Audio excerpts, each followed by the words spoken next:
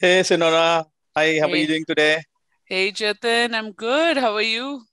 I'm doing good as well. It's a warm weather today. Oh yeah, I'm so happy. It's so warm Yes. and sunny. It's been so cold in the past few days. Like Yeah. Canada, it starts to freeze in December. December. I know all the snow has melted again, so hopefully we are going to Yeah, see it back again, right, in some time.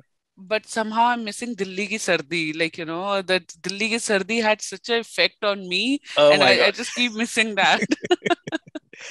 No worries. Let COVID go off, and then maybe you can visit back and in a safe Absolutely. environment at times. Absolutely. Absolutely.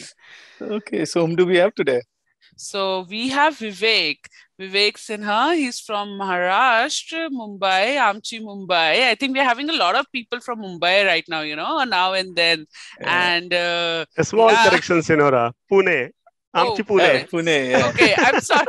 I'm No sorry. worries, no worries, no Yeah, worries. it's like I It's think same, Pune yeah. and Mumbai goes hand Same, like same, Hand in hand. together like Twin brothers. Delhi cities. and Gurgaon, Twins. like Yeah, Yes. twin cities. Like twin Pune and Mumbai are cities. called as twin cities nowadays. I think so. Yeah, Yeah, yeah, yeah, yeah, absolutely. absolutely. So yeah, so he's an amazing enterprise agile coach, and I got to connect him, and he's doing such amazing work. So I think I want to give platform to Vivek to Hmm. tell more about himself. So yeah, Vivek. Yeah, Thank that would be you. nice. Hello. Hey, Jatin. Hey, Senora. Hey, And hello, Vivek. Hey. everyone. Senora ने मेरा नाम बताया. I'm Vivek Sinha. I am Enterprise Agile Coach. Currently in Pune, India, but I was in Europe for last 5 years, in UK, in Spain, and Belgium. And actually, for last 8 years, I remember I coached in 4 different continents and almost 12 different countries. And Wow. currently, I am coaching few European customers to their CIOs, CTOs, and CDOs. So actually, leadership team, helping them with the enterprise agile transformation. Oh, That is nice, amazing. nice. Yeah, absolutely.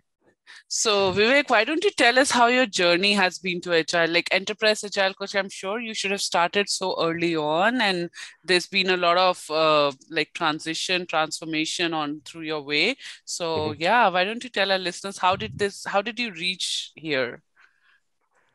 It's bit of college ke love story type. So Hmm. milna juhna, something went like this. When I was like, I still believe I am developer. I really like coding and everything. So Hmm. I was a hardcore developer coming from Java background, and the project on which I was working, we were following Scrum, but Scrum was very new. I'm talking 2005, 2006. So Mhm. Scrum Master को भी ज़्यादा पता नहीं था. So Jatin we were comes in from your time. Before that, Before that, before that, see, yeah. yeah. yeah. So we were doing XP, we were doing Scrum, but we were probably doing bit of half. Later I realized we were not doing really Scrum, we were doing something else. But that was my kind of first touch. But then I actually started my own startup. So then we're doing something else. Later I become product owner, a technical product owner, and then I was like really product owner with a good agile coach helping me as a product owner, and that was my kind of a real introduction to agile, but more from product owner standpoint. Understood. Hmm. फिर उसके बाद मैं DevOps में move हो गया around 2013-14 when DevOps word was very new, huh? Because of technical products. So we were doing BDD, single click deployment, etc. And DevOps takes me to Agile. Unlike most of Agile coaches go via Agile to DevOps, my Mm. journey was इसलिए Other मैंने way बोला around. मिलना भी शाना. Yeah. So then I moved That's a to developer's journey, I think. that's a Yeah, developer's journey. absolutely. Yes. Yeah, yeah, definitely, Uh, definitely. but then around 2014, I got this opportunity of agile coaching, start team level, then tribe level. And by the time I was in HSBC, it was more like, 8 team, a tribe coaching. And then eventually now for 3-4 years, really doing enterprise level coaching. Hmm. Okay, that is Nice. Yeah, amazing. yeah, absolutely. So, Vivek, I want to ask you, like, even though the principles of agile do not look that difficult, but we often hear that enterprise struggles a lot when they're adopting agile. So, what are the Mhm. major challenges and issues that you were dealing with when you adopted to enterprise agile as an enterprise agile coach? So, first and foremost thing, I would say, there are like, always these two different aspects. Uh, there is always good intention. Every Mm. organization has good intentions for the agile transformations, but they miss two things. First thing is a real compelling reason why we wanted to transform. Purpose. And most of time leader says, yes, we wanted to be agile because we wanted to speed time to market and something. It's like a project. It's a We will buzzword. do this project and we will have some benefit realizations. Mm. The organizations where I see leaders setting up a compelling reason, some emotional reason or a logical reason. And that reason, not just the top leaders, but everyone down the line, because the moment we start this transformation journey, there will be some problems. There will be hiccups, there will be challenges, there will be conflicts and everything. And people start to complain, no, this is not working and that is not working. Why we are doing this? And most of time, including coaches, do not have a genuine reason to say why beyond the typical benefits of agile, like agile bring collaborations, foster employee. But these are often sounds like cliche to end user, the person. So having a real compelling reasons, organizations really need to invest on finding a compelling reason. Maybe trigger can be something else. Trigger can be survivor issue. We always know that there are some different triggers, but once we start journey, go beyond the trigger, but find a real genuine reason. And second, when we run these transformations, then again often I always say is like project management bias. We wanted to do it like, old style of management, like really, a plan. And then if you are waterfall kind doing of a thing. waterfall, a big plan for agile transformation. So these two reasons I see, organization often struggle, but it's good they struggle. Otherwise job chala jayega. नहीं ऐसा नहीं होता, don't worry about it. That's why we are So it's there, good right, to people. help them out, right? Yeah, exactly. So Exactly. it's That's good. why the In expertise a way, come it's in. good. Yeah. No, but it's such a powerful statement you just said. I mean, I totally connect, and it just so feels so good to hear that, having that compelling reason to when you're adopting agile versus, because everyone around you, all your competitors are going agile, so you want to be agile, or it's a buzzword in the market, you want to be agile, or you got the funding for that, so you want to be agile. Those are not the right reasons to move to agile. Like, you need a compelling reason top down to be able to inculcate that kind of culture, to bring that culture. That's amazing. Well, yeah. Yeah. Absolutely. So what challenges do you face when you're doing these transformations or coaching leadership and all those things? So when we go to leadership level, I think when we talk to leaders, basically, if you see, there are always three notions that we take to leaders. Okay, either we wanted to make leader aware of something, like give a status or something. Kya chal raha, kya nahi chal raha, so big status. Right. Or sometimes we wanted to take feedback. This is what we are doing. What is your feedback, so that we can incorporate this feedback. And third is recommendations. And what I learned, so I'm kind of, Jatin, thoda sa I'm sure. Question, but I'm going no there. Worries, no worries. So basically, if you see that leaders, most of time, they always get this status and sometimes get this feedback. What they strive of is recommendations. So the biggest challenge and biggest power is when you are coaching to leadership, what recommendations you can give, and to find that recommendations that touch leaders' heart and leaders' mind, you need to be very much more aware than a typical you need to think beyond transformation and maybe much. So correct. The level of awareness of everything, the situational awareness, the reality, and really thinking beyond and connecting dots is the biggest challenge, because then it's like not like a normal coaching. When we do coaching, we know there is a coaching contract and we know what we wanted to do. Yes. At leadership coaching level, it's go beyond, and that sounds easy, but it's challenging, but it's powerful. So that's the finding in one line, maybe finding good recommendation for leader is the biggest challenge. That is definitely that is so amazing. True. Yeah, exactly. Exactly. Yeah, you put me into thoughts as well. I'm like thinking so hard, like that just totally makes so much of sense for me right now. Yeah. Absolutely. And I believe everyone I'm coaching, all these big leaders, I can probably with confidence say that they love me, I love them. And one of the reason is we share this reputations where I can recommend anything and they hear me out. And if they don't like, they can even say, Vivek, I don't think this will work. But we're able to create the safe space where I can give recommendations. And one of the reason I always give recommendation. I try to go beyond this status and feedback thing. Absolutely. Yeah, otherwise it's going to be like a stereotype, right? As if you're doing a waterfall and you want a status report of your project, and then people will say, oh, we still do agile, but then we still want people to follow a project plan. We still want people to follow status reports. We still want people to do resource management and all those kind of stuff, right?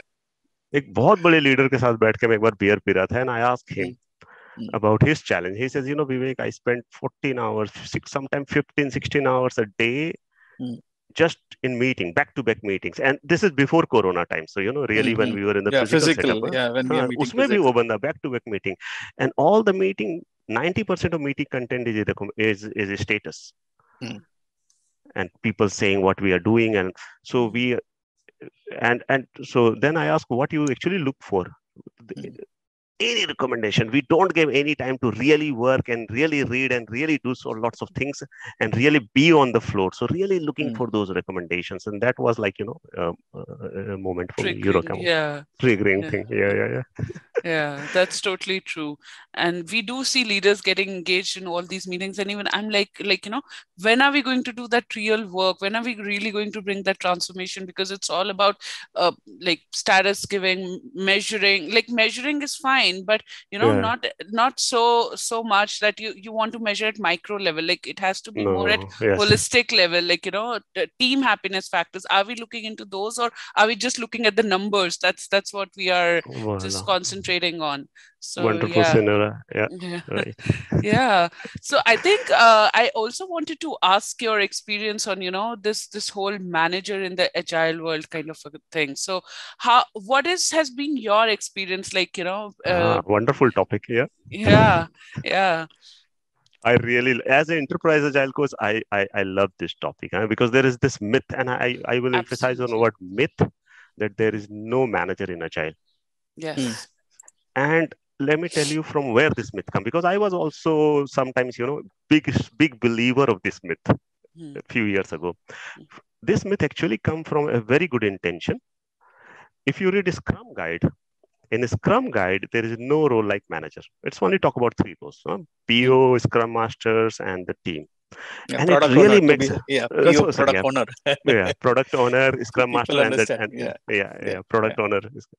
And with these 3 roles, and it does not talk about anything about manager, and says team can be self-organizing, which is absolutely true statement. If as a team, someone can tell me what I need to do. That's the product owner can tell, this is our goal, guys, and these are the backlog item we wanted to work. So someone can tell me. As a team, we can decide how we wanted to work. And while working, if I am getting any problem, there is someone who can help me, Scrum Master, like a shield to PO and the team. So if a team can have support of product owner and Scrum Master, then team can be completely self-organized. No one need to tell team what you need to do. But then again, even Scrum says it is at the team level. And it perfectly makes sense. So where this myth comes from, within team, we do not need a team manager, which is fine, which is absolutely fine. We don't need any team manager. Team can be self-organizing. But the moment we look at organizations at a scale, then there is a very, very important role of manager, an important role of manager that in agile world there is. But where problems start to come, when we try to apply old style of management in agile way of working, and then that management style is not needed, but we still need good managers, like more like agile way of working. So that is needed. That is absolutely so true. And I think this whole, so I was once doing this Scrum Master training for POs in the place I was working, and there was these 15, 16 project managers that we invited over for training, and they were not ready to come. The moment I offered them, okay, I'll give you 16 PDUs for PMI, they all just jumped in, and they were all there for the training. And the kind of conversation we were having at that time, it was more around, the hierarchy. They were very, very stuck with the hierarchies, right? So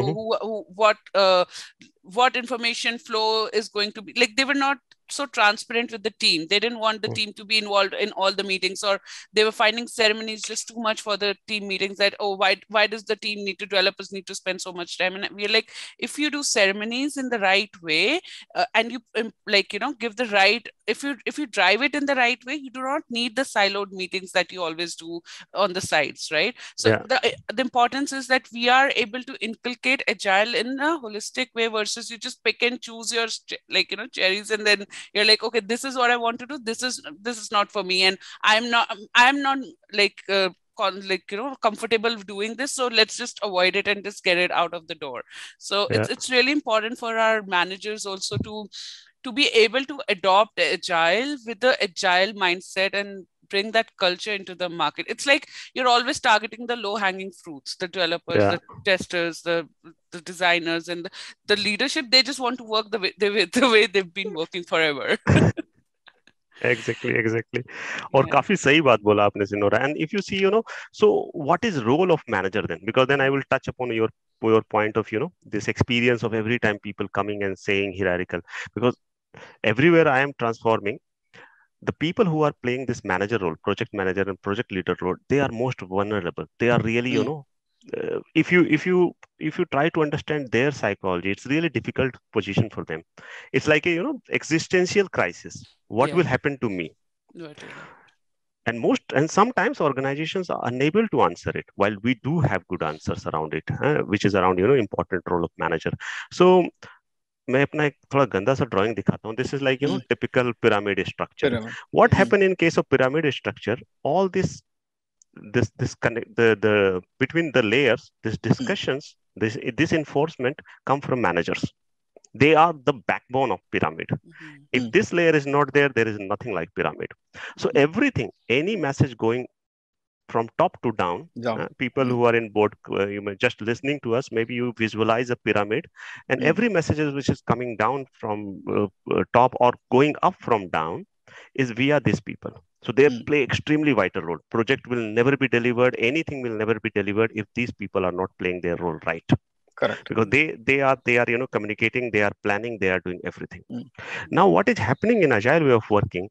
This pyramid structure is kind of we always talk about network structure. So as a network bana hua hai, exactly. Now there are this network structure, but if you see that in this network structure, what is big difference between pyramid and network? In pyramid, this two layer is being connected by these people are talking to them, while in network, the network look like this. But if I kind of zoom out network, so it will be more look like a dumbbell. A dumbbell. There is a pyramid and there is a dumbbell. If you put lots of dumbbell together, then it will kind of create a network structure. And this dumbbell is like teams, different types of teams, and there is something in between. But what is big difference in case of pyramid? This layer, the layer of management is very heavy. Normally, in many transformation, we calculated this number. Like for one of the organization, it was 570 people, and 130 people were playing this role. Wow. It was incredible. And no one was ever realizing that on every 3 engineers, we have one person playing this coordinator role. Wow. Because of pyramid. That's too expensive. That's too expensive. But Jatin, अगर आप बाकी किसी भी organization में देखोगे ना, this is actually reality. But we probably never took a lens and try to see how much, because this reinforcement is needed. Even if you look at geometrical structure of pyramid, it says around 27% of reinforcement you needed. So by design, we need this. Now, what happened in case of dumbbell based? That says teams are doing themselves, but there is no dumbbell if there is no bar in between. And that bar is manager in agile world. Correct. But what is big difference here? That if you put lots of dumbbells, is create network. These bars are not talking to each other. People are The talking. bells of the dumbbells are talking to Dumbbells are each other. talking to each other. Correct, Yeah. correct. And So the that's where the biggest issues shift, comes up. the Yes, biggest exactly. shift as a mindset shift that we see is that Mm, there is a need of manager, but in place of cascading information up to down and down to up and ensuring everyone is aligned, that done by managers. Now managers are more shifting like enablers who mm, are enabling this direct communication between these bales of Amazing, dumbbells, amazing. that Yeah. mm. two different team can come Teams. together. And I think But that's where this whole servant leadership kind of role also kicks in, because servants, yes. Mm, yes, so that is what we want to inculcate into minds of people when we are talking about agile mindset and culture. And I, looking at your network, I can feel now that's what a real servant leadership looks like.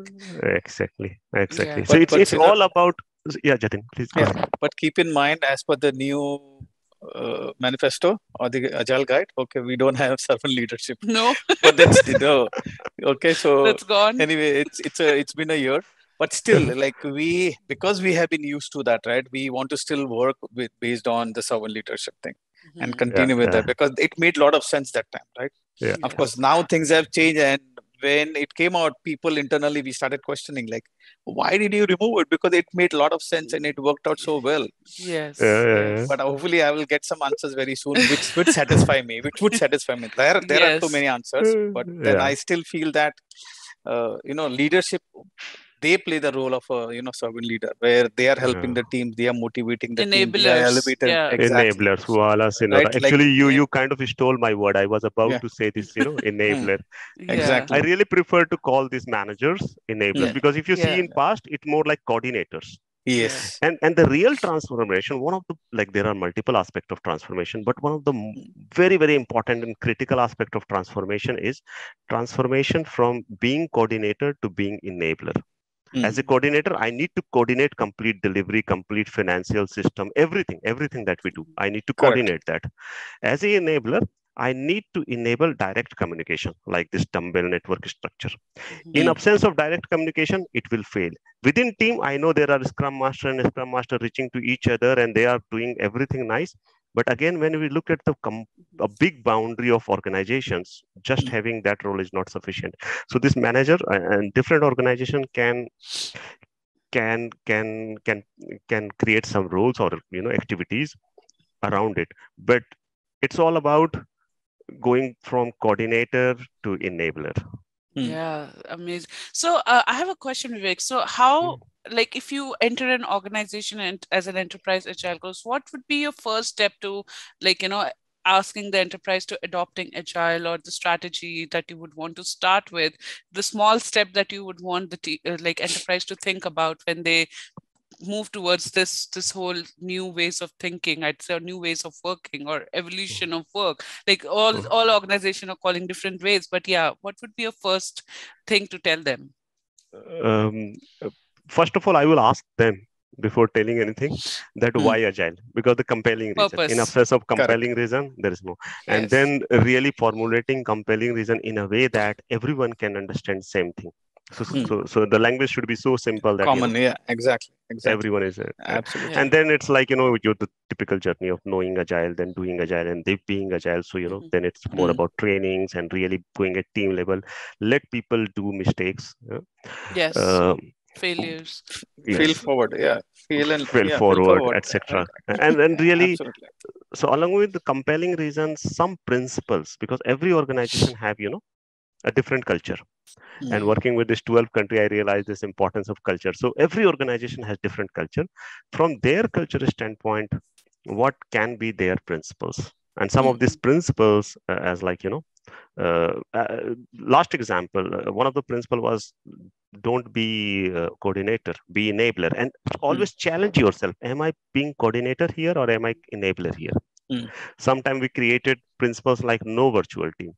hmm, Mhm. We only work with fixed permanent team and not like for a yeah, project we create virtual team. hmm, Sometime we created for one organization a principle like no news is good news. So you do hmm, not need to give status, until or unless something is failing. We simply Required. trust people and every team and everyone is going to do well. But Yeah. so That must have been hard. Yeah, I know. That was a challenge, must be, right, Vivek? That would Yeah. be one of the challenges which he must have faced, right? How to Leader, do it is. the leaders would be Yeah. like, our calendar looks so empty. मतलब खाली पड़ा है, कोई meeting नहीं है, क्या करें? I wish that could happen. I wish that could happen, right? Yeah, true. Absolutely. No, that is amazing. Yeah. So Vivek, just elaborating on the network and the dumbbell style, what we are discussing, Mhm. like how would it work out very well for people who are people who are in infrastructure or on cybersecurity side? How would Wow. they Mhm. benefit from this, right? Because Mhm. people understand that, okay, we are all product heavy or development Yes. heavy, right? Yeah. And when it comes to cybersecurity, I have seen an infrastructure is like, okay, man, sometimes this doesn't work for me. Mhm. People will come out and say that, because during transformations, which I've seen, that is one of the other challenges which people face. Oh, Yeah. development, this is Scrum, it's for development, it doesn't work for us. Oh, Kanban, Well, okay, maybe. So what are your thoughts and how did you go about with it? super wonderful question, Jatin, because I also experienced such similar questions. People can connect to product organization or, delivery Yeah. functions more like, BA, developer, tester, everyone working together and Correct. cross-functional team doing Scrum and everything. Mm. Actually, the principle of project to product apply here also. But then as like in delivery, it's very easy to create, a product focus or an application focus set of products. And then we try to organize ourselves around them. If you go infrastructure or securities, it's same thing, but then it's really being more service oriented organization. So in Correct. place of project to product, it's more like project to services. In one of my experience with a big company, the infrastructure and cybersecurity division was always like working in a project mode. So because every application need something to put on support. They need the support on something to infrastructure put or on production. environment So or whatever you call it. environment. You need Windows, you need Linux, you need network, you need exactly. Firewall and every kind of thing in the world. Yes. So what they used to do, there were like a project need. People will be virtual team will be created. Someone from the Windows, Linux, network, firewall, MQ series, and everything, and we create this virtual team, and then it may works well if I have 100 people and 10 projects. But if I have 400 people and 200 projects, because organization, like many projects, then as an individual, I am part of 10 project team. Yes, absolutely. And that's how it is also, right? That's how the and support then is there. This is how support is there. And for every small change, I need to, connect with 10 more peoples and lots of meetings, and everyone is spending times on meeting. And for most of things, especially with cybersecurity, you start to say no, because one simple mistakes and it can affect 10 more teams also. I'm being part of 10 teams and everyone. So it's just, going into a spiral downtrend. What we start to do then, as a compelling reason, we wanted to be service delivery organization. And here I will touch a little bit with DevOps also. What it means, service delivery organization, is we will no longer work on project mode. Rather, I will have service-based tribes and squads. A tribe only is giving all the network services, a squad giving firewall services, a squad giving infrastructure services, virtual infrastructure, likewise. And as a squad, I will not provide you service as a you have something to deploy and I will deploy for yourself. Rather, I will only manage my own service. So I will create service, I will update service, I will maintain it, and I will expose it like a self-service, like a cloud. So as a developer team, as a development team, you can consume my services. So I'm not providing you people. I'm not providing you services. I am providing you opportunity to self-serve those services. And that's the real true DevOps mode. DevOps is not like, putting some of the ops people in the dev team and I am doing dev and you are doing ops and we are sitting together. That is in a way DevOps, but not the true DevOps. Not 100%. True DevOps is, when I have, infrastructure as a code and self-service catalog, and as a dev team, I am able to use ops in IT ops or cyber security services without talking to those people, because those are like, private cloud or so.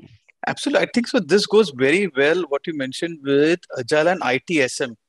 right? Yeah. It's a good merger of ITSM with Agile, where this transformation which you are talking. Because I was just thinking like, okay, because like I have worked with ITILs and implementation, Yeah. lot of, and this definitely is like, okay, people who are giving service as an ITSM, you Uh-huh. are enabling them to be agile as well, and this is how it could benefit the organization, because they don't want to focus on ITSM, but they want to Yeah. focus purely on the agile side also.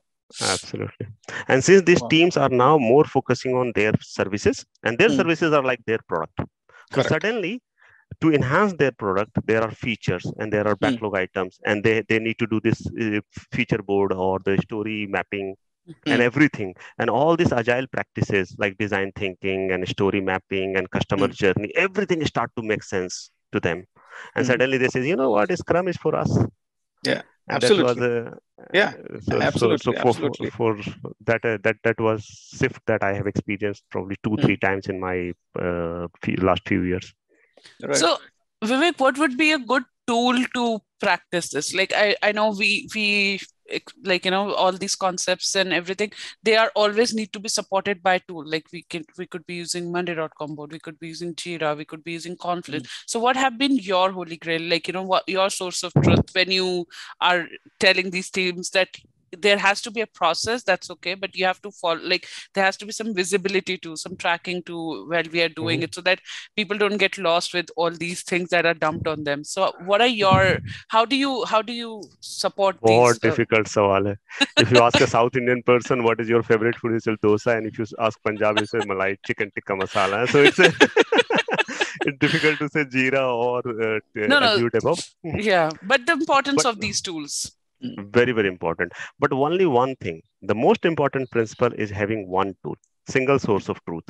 Yes. And some organizations, not some, probably, many organizations, I don't know why, but they continue to use multiple tools, even for the same purpose, like backlog. Some teams are still using TeamForge, and some are moved to Jira, and some are started to use Trello by their own.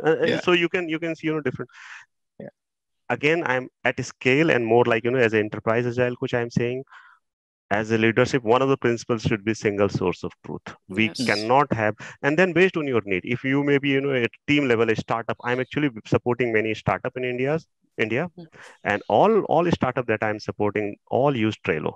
Yeah, absolutely. But that's another great tool. At enterprise level, never Trello. Personally, if someone asks what is my favorite is Jira Confluence. But I'm equally using Azure DevOps, which was TFS earlier. Yes. So these are the tools. But irrespective, one thing I continuously focus: single source of truth. Choose your tool and stick to it. If you want to change, replace it with another one. Don't It has to be an org level. It's not has to be a project level tool. It has to be an organization level. Org level. Correct. So then it becomes easier to even look at the bigger picture. That means tomorrow you have multiple teams working on a single product. Everybody is on Jira then, and then that connectivity and that dependencies and everything is easier to follow and to trace, right? Exactly. Like even I see, like IT is using Jira, marketing is using Monday, some other is using Trello, and then when you ask them to come together in the same room, they just have things all over the place. So it's very difficult to connect those dots and bring them. So we're always talking about one source of truth. How are you managing that? Single source of truth is very, very important. Yes, absolutely. Yeah. So yeah, Vivek, this is really great insight. So I also what I wanted to talk more on the how we touch the pyramid and dumbbell leadership style, and I really like that topic, and I think it'll be good for our listeners to know more about if there's any book you want to recommend or any things, blogs or something that they should be reading out, or anything on diverging and converging conversations that goes with these pyramid and dumbbell leadership style that needs to be talked about. So anything you want to any touch references on that? do you have that can help people to expand I actually on read it through different, not through a common blog, but really connect ideas from multiple blogs. Really not unable to recall any immediately, but there are some really good materials around network organization structure. Okay, that's nice. Yeah, but probably going more on and maybe just doing Google around, pyramid to dumbbell. And in one of the speech, a big leader was saying why organizations are moving away from pyramid. Because again, this pyramid, the shape of pyramid is so balanced. Most stable geometrical structure is pyramid. Correct. So any organization is pyramid brings structure, brings stability, no doubt about it. But if you see to grow, you need to grow for whole pyramid. And then if your growth rate is more than 20%, 30%, probably you can manage pyramid. If your growth rate is 5%, 7%, after a time, you will start to struggle. So there is a financial reason also while organization moving from pyramid to more dumbbell. Why I call dumbbell? Because actual term is network, but network is very difficult to understand. What is network? But network, if you see, it's really lots of dumbbell putting it together. It is more like thinking from a pyramid to more like a dumbbell, where on two corners I have on one side digital product developer, sophisticated engineers, and those people are there. On the other side, more domain experts, enabler of transformations and new ideas, innovations people there. And then this thin layer of managers, enablers, are creating this pyramid, this dumbbell. Yeah. So, Sinora, more from a leadership standpoint, what does it mean? That probably leaders need both. Leaders need this stability, especially if it's like a mid to big organization. If it's 2,000 plus, 20,000, 50,000 size organizations. So probably keeping this pyramid is okay for stability standpoint. So maybe my departments and people management aspects can be something like this. But the moment it's come to work, the real delivery does not need to go through this department like skill groups and different cost center. Right. Rather, I keep it for stability. But the moment it's come to work, I always say, guys, we need to work more like network. And that will happen by again this transforming this coordinator layers, this managers from coordinator to more like enablers. And that's again very, very important role. Like coming back to our first topic, important role of manager from coordinator to enabler, because that only can. But then leaders need to bring this in a very simple language so that everyone can understand why we are working like this, why manager are shifting, and so on and so forth. Yeah, and I think enabler is such a strong word that everyone working for a team has to be enabler. Even leadership has to be enablers for their managers, right? To make them powerful enough to decentralization of decision making that we talk about. So that also comes when you become enablers. You are enabling your team. You're enabling leaders, enabling their managers to take decisions. So I think that flow of communication also happens when you're able to create that network kind of style of working. So yeah, absolutely. Super. Yeah. Great, Vivek. So I think we had a great chat today, and definitely a lot of insight coming in terms of transformations, and especially focusing for people who are on the cybersecurity side as well as on the infrastructure side, where people tend to say that Agile is not for us, Scrum is not for us, but then this will help them to start thinking more deeper, as saying that yes, transformations can happen for people who are on the infrastructure side as well as on the cybersecurity. Yeah, great insight, Vivek. Thank you very much. Great insight, Vivek. I had such great aha moments today. So I think our listeners do that too. But I really had those moments today for so many conversations around it. So yeah, definitely. Thank you so much. So thanks to you, Sinora and Jatin, for powerful questions. These questions, actually, I was not prepared, and what I really like is doing this impromptu discussions and those powerful questions which really maneuver this discussion in a very very interesting. In fact, just hearing your questions and bringing some context to it was some of learning moment for me as well. So thanks a lot for that. Yeah, it's a good learning for all of us, I would say, right? We are just discussing and see how people can benefit from this conversation, right? Especially. Yeah. Okay, great. Thanks a lot, Vivek.